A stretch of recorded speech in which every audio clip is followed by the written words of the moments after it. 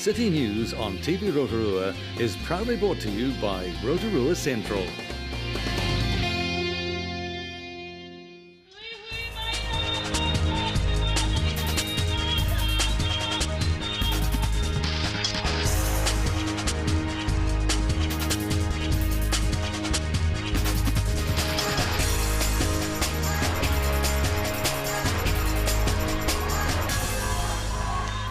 Good evening, Rotorua. Tonight on City News. The Regional Council has approved an application from the arena owners to go to the Environment Court to present their case for leaving the wreck on Astrolabe Reef. The Waiariki Charity House is on track for auction next month, and registrations are open for the Rotorua Sanitarium Weet-Bix Kids Triathlon. The Bay of Plenty Regional Council has approved an application from the arena owners to have their case for leaving the remainder of the wreck on Astrolabe Reef to be heard in the Environment Court. The owners now have to decide whether to apply to the court, who will, if the case proceeds, have the final say on what should happen with the arena wreck. In a report supplied with the Regional Council's decision, they recommended the clearing of debris, removing remaining sections of the bow, working to remove copper, conducting underwater surveys, establishing a kaitiaki reference group and a technical advisory group, and preparing a monitoring plan, as well as working closely with Māori. A website has been set up for the public with information on the decision and continuing process, and can be seen at renaresourceconsent.org.nz. The Waiariki Institute of Technology's Charity House is on track and will be ready for next month's auction. The house is being constructed by pre-trade carpentry students and is based at the former Placemaker store on Tenai Road. Proceeds from the auction will go to Sunrise Rotary Club to be distributed to local charity groups. The Waiariki Charity House auction will take place on site at Placemakers on the 7th of December. And Waiariki fashion design students are holding their graduation fashion show tomorrow night. On show will be designs from both Year 1 and 2 fashion students.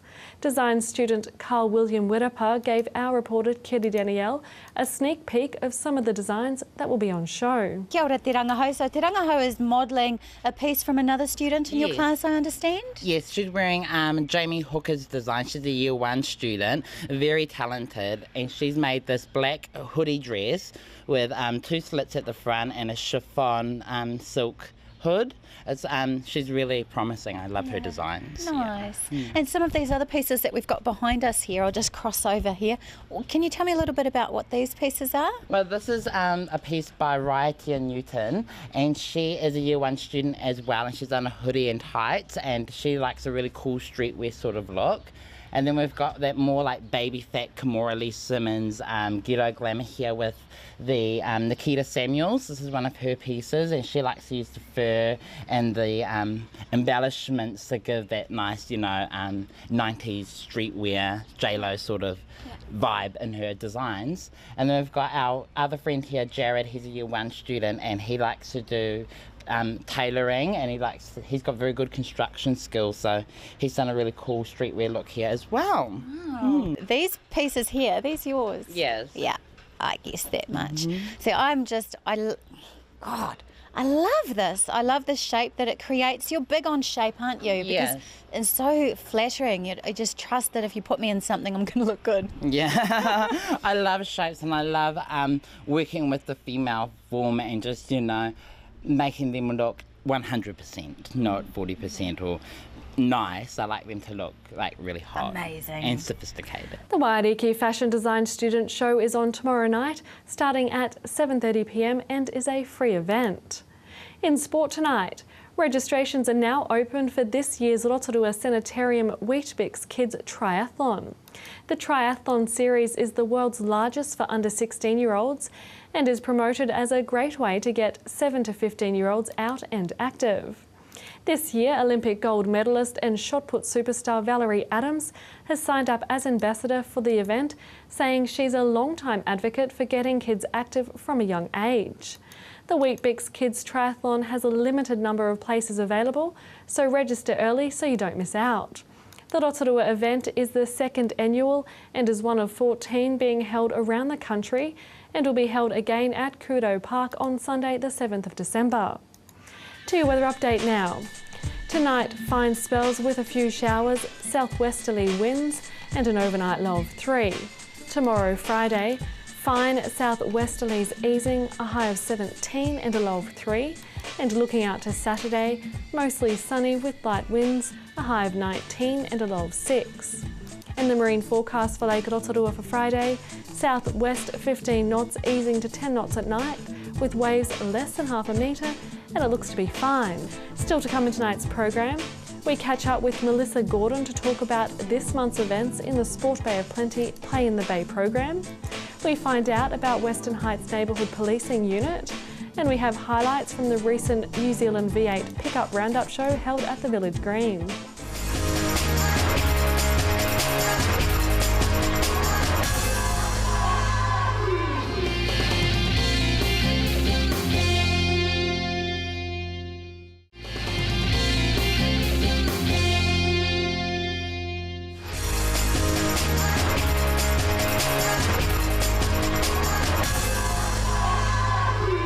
Play in the Bay.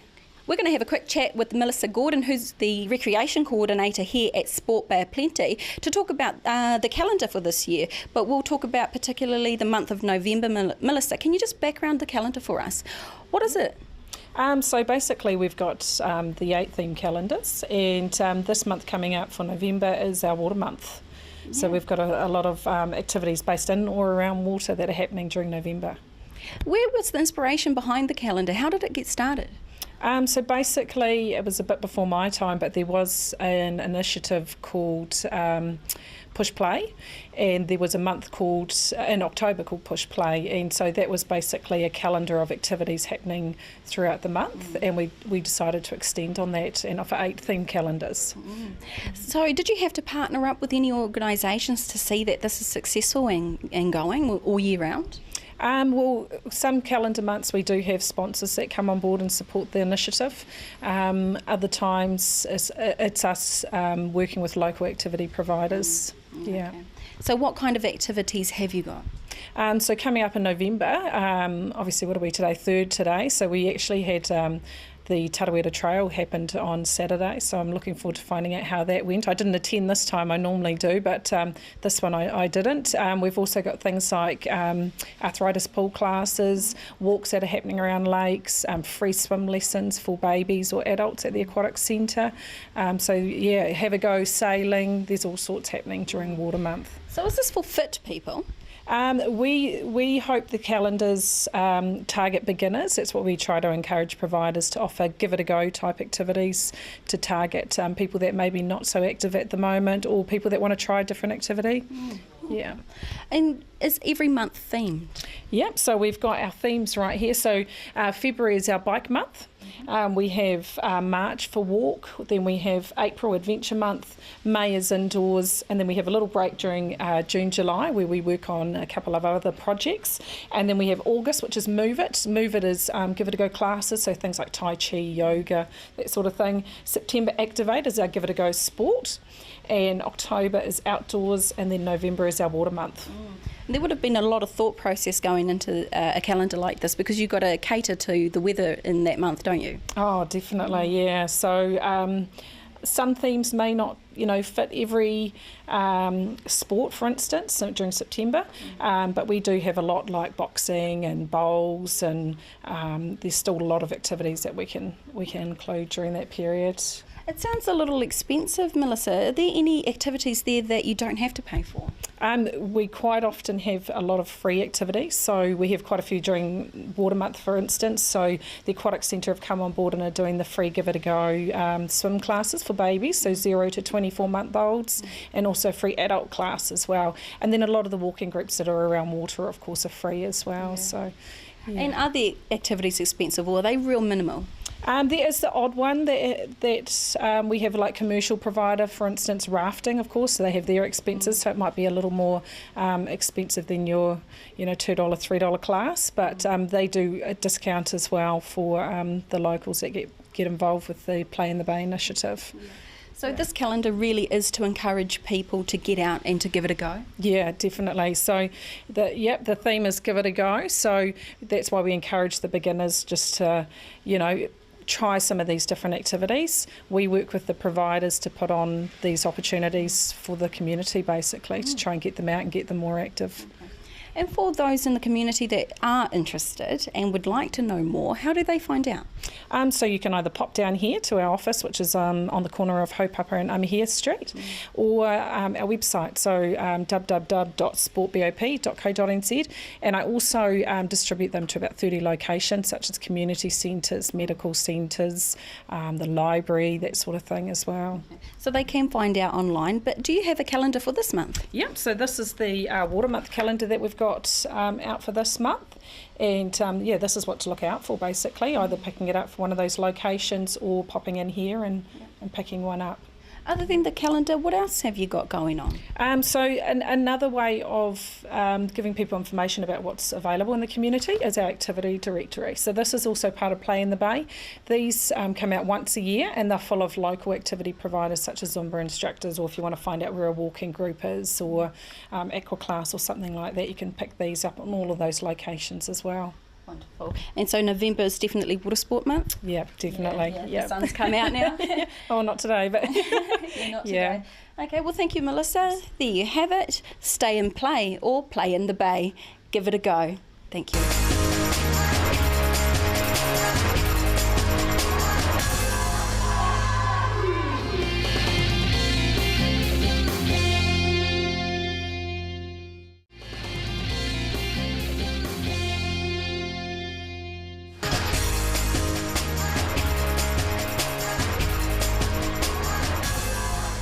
Kia ora everybody, it's a beautiful day here in Western Heights. I'm at the Community Centre, 3 Brooklyn Road, where there are beautiful things happening, and I'm joined now by Constable Peter Rameka, who is born and bred here. This is his whenua, his family, his whānau, and he's doing wonderful work. Tēnā rawa atu koe, kia ora. Kia ora reikiri, kia ora whānau. Well, ngā mihi kia koe te tuatahe. First of all, congratulations on Thank you. being here, being involved, being back home and doing good in the community. Tell me about some of your work. Yeah, Kitty, look, first of all, just as you already mentioned, I mean, born and bred here in the community, and for me, being back in the community, having that connection through my mahi, through the police, it was great coming back here to the Western Heights area. I'm with the neighbourhood policing team and have been for the last year. And just talking about some of our community projects, Kitty, that we've had up and running.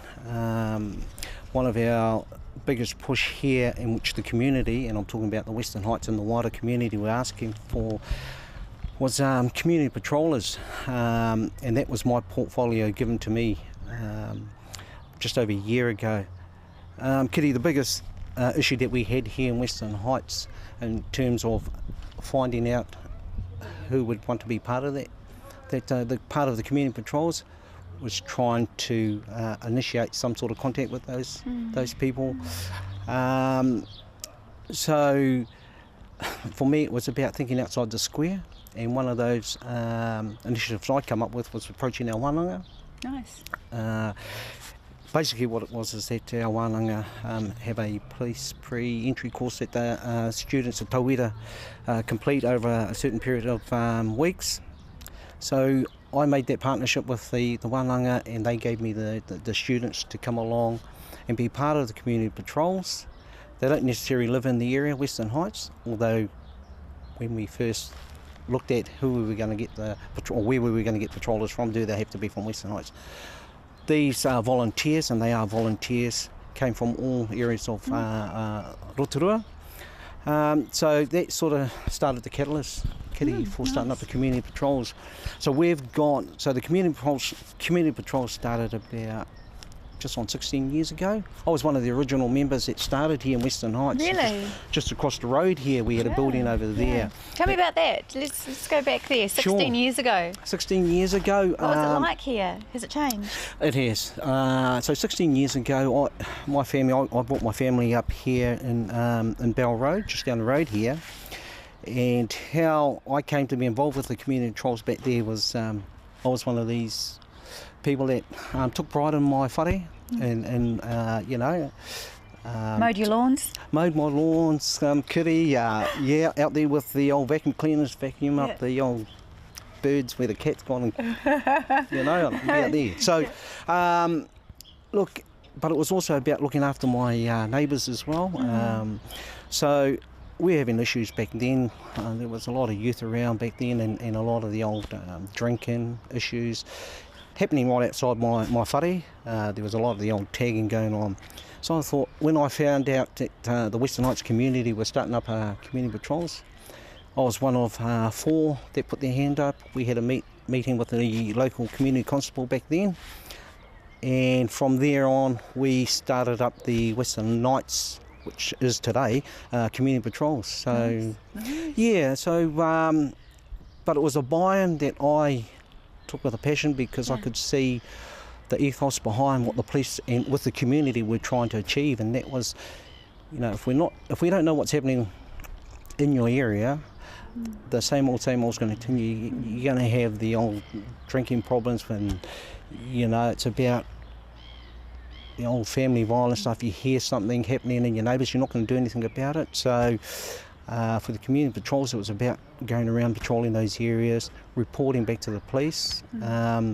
Yeah, it was all new. It was all new. So it was sort of an ironing out period where we were going, well, maybe we need radios, and how are we going to do this if it's only at night time? You'd have to vet them too, because you know you don't want to go giving anybody a radio. And so what are the you know, what do you look for in a community patroller? Because you're actually looking for volunteers at the moment, aren't you? So anybody out there that's listening, these are the qualities that we're looking for here. Yeah, certainly. So the vetting side of it is just one part of what we're looking for. But you know, you don't have to be young. I mean, there is a criteria of 18 years of age. You have to be 18 at least. Obviously, the vetting side of it means that you can't have any criminal convictions. You know, it'd be great if you've got some life skills as well. So how can people get in touch if they would like to volunteer? Yeah, look, they can make contact with me through the Rotorua Police, Peter Ramika, Constable Peter Ramika of the Neighbourhood Policing Team. Look, they've got. They can give my email address over the phone. They also have my contact details. So if they ring their local police station, they'll get all those details there. Good stuff. Awesome. And there's a nice spirit here. There's beautiful gardens, lots of smiling people. Te Puora is here. Who else is in this facility? So we also have the Western Heights Association, who are the drivers of the community patrols and a lot of the mahi that happens here in the Western Heights. We also have our local doctors next door to Te Puora, who work in partnerships along with ourselves and the Western Heights Association. Nice. So it's a beautiful whānau feeling down here, doing good in the community. Yeah. Constable Peter Ramika, thank you so much for your time. Ngā mihi kia koe. Ai, kia koe hoki. Kia ora.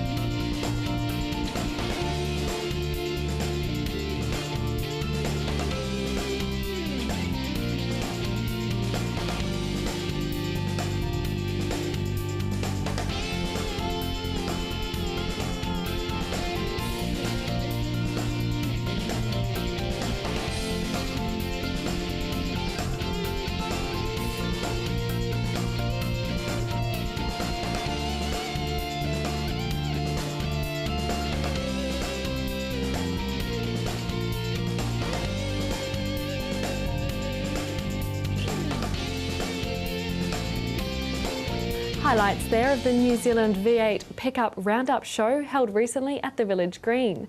And organisers of the event were so impressed with Rotorua, they have committed to bringing the show here again next year.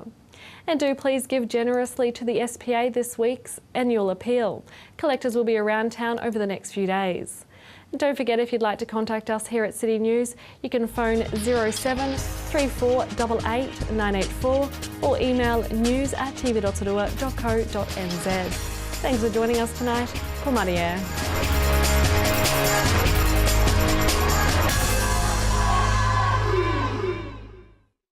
Supporting local content so you can see more of New Zealand on air. City News on TV Rotorua was proudly brought to you by Rotorua Central.